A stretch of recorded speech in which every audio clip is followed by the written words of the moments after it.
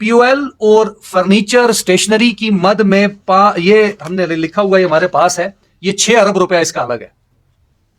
ये मैं अब हमारा PMLN सेक्रेटेरिएट का बनाया हुआ डॉक्यूमेंट नहीं है, ये असेंबली का पास करदा फाइनेंस एक्ट आपके सामने PTI के बजट है जी, ये 2023 में जो बनाकर गए हैं। और कहा एक तरफ रिपेयर मेंटेनेंस की मद में 2 अरब 45 करोड़ रुपया एक साल में, 19 महकमों का, जिसमें वर्क्स और पावर के डिपार्टमेंट शामिल नहीं है। ये बजट बुक मेरे पास है, जिसके सबसे ज्यादा अखराजात होते हैं वो इसके अलावा है। इन 19 महकमों में 2 अरब 45 करोड़ रुपया रिपेयर मेंटेनेंस में रखा गया है। एक तरफ आप अवाम से कहते हैं कि जी गंदुम की कीमत बढ़ाना नागुज़ीर है, तो जैसे हफीजुर रहमान साहब पार्टी प्रेसिडेंट ने आपके सामने रखा कि आप अपने आप से शुरू करें, तो ये 2 अरब 45 करोड़ रुपए में से हमारी ये तजावीज में शामिल है कि कहां कहां पर आप इसमें बचत कर सकते हैं। ये इसके बाद पब्लिक किया जाए कि कितना व्हीकल, कितनी गाड़ियां इस टाइम आपके GB गवर्नमेंट के स्ट्रेंथ के ऊपर हैं। इसमें फिर फ्यूल सीलिंग दी गई है, क्या इस पे अमल दरामद किया जा रहा है। इसमें बताया गया है कि चीफ सेक्रेटरी को 400 लीटर पेट्रोल मिलेगा। इसके बाद IGP साहब को 350 लीटर मिलेगा। तो थोड़ी सी मेहनत हमने कर ली है, थोड़ी सी आप भी कर ले, जरा जाके वो पेट्रोल पंप्स का बिल निकाल के चेक कर ले कि कितना पेट्रोल कौन सा डिप्टी कमिश्नर और असिस्टेंट कमिश्नर कितना फ्यूल इस्तेमाल कर रहा है। और इसमें एक और चीज भी है कि अगर ड्यूल चार्ज हो किसी ब्यूरोक्रेट के पास, यानी उसके पास 2 महकमे हैं, तो वो एक गाड़ी इस्तेमाल करेगा, दूसरे महकमे की गाड़ी उधर खड़ी रहेगी, बेशक उसके पास इजाफी चार्ज हो।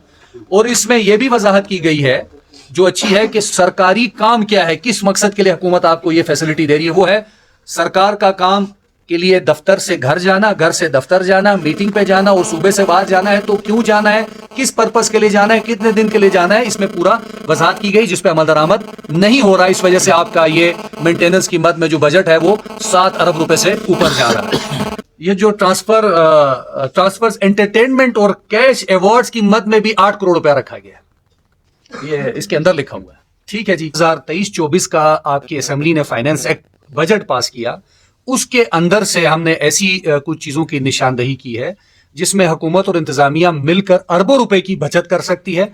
और वो अरबों रुपए अगर बिल्कुल ही नागुज़ीर है गंदुम में इसकी कीमत में इजाफा, तो अवाम पर बोझ कम डालने के लिए वहां से आप इस चीज को जो है वो कंपनसेट कर सकते हैं। नेटको का इदारा बना क्यों था? ये था गंदुम की तरसील के हवाले से, गंदुम की ट्रांसपोर्टेशन के हवाले से था। लेकिन बाद में बड़े बड़े माफियाज इसमें आ गए, और आने के बाद वो टेंडर जो हम डायरेक्ट गंदुम का हम नेटको को देते थे, जो कि 1.5 से 2.25 अरब रुपए का होता है, उससे इस इदारे को सबसे ज्यादा प्रॉफिट था।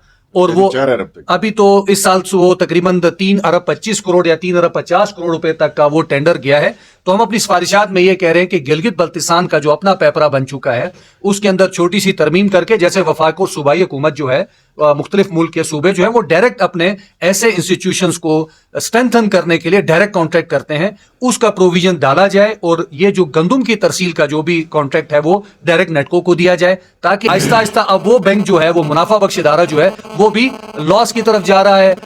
हमने हर किस्म की अपॉइंटमेंट्स में नेटको में भी और KCBL में बैन करके रखा, पाबंदियां लगाई गई। लेकिन अब आप खुद भी अपने जराए से, क्योंकि आप माशाल्लाह से हमारे जो साफी है, ये हमारी आंख भी, हमारे कान भी हैं, आप बेहतर समझते हैं कि वहां पर क्या हाल करके छोड़ दिया गया है नेटको और कोऑपरेटिव बैंक का। तो इस हवाले से भी हमने कुछ इस्लाहात, इन 2 हमारे जो सूबाई इदारे हैं, इसमें इस्लाहात के जरिए हम जो है करोड़ों रुपया, अरबों रुपया बचा भी सकते हैं, जो कि खर्चा किया जा रहा है, और मुनाफे की तरफ जा सकते हैं।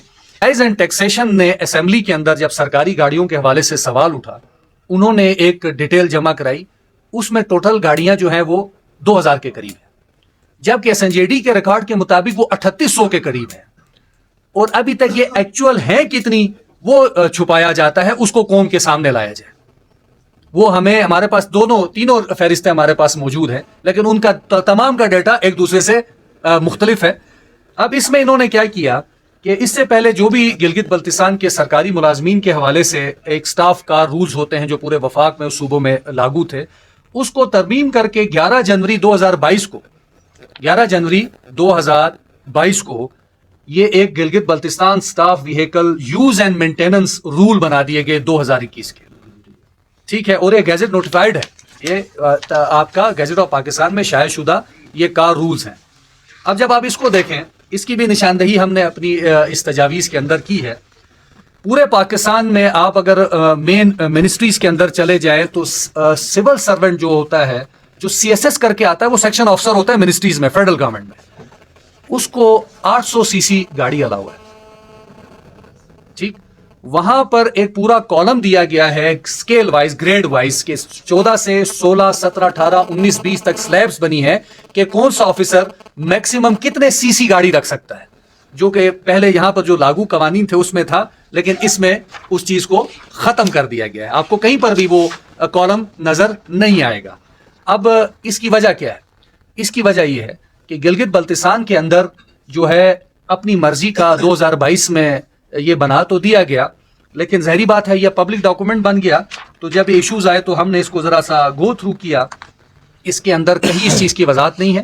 ہم نے اپنی تجاویز میں لکھا ہے کہ پورے پاکستان سے بھی نیچے آئے، جس وجہ سے گلگت بلتستان کا جو معروضی حالات ہیں، اور یہ اختیار پرنسپل اکاؤنٹنگ آفیسر کو دے دیا گیا ہے.